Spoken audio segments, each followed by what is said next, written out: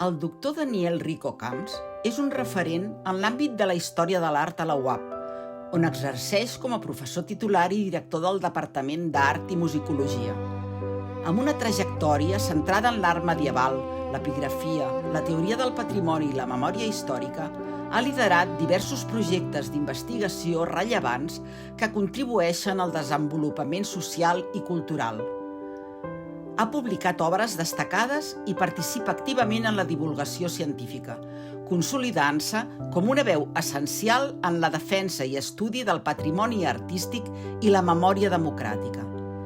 Actualment, impulsa la recerca i la docència des d'una perspectiva crítica i compromesa amb la conservació i valoració del patrimoni cultural català.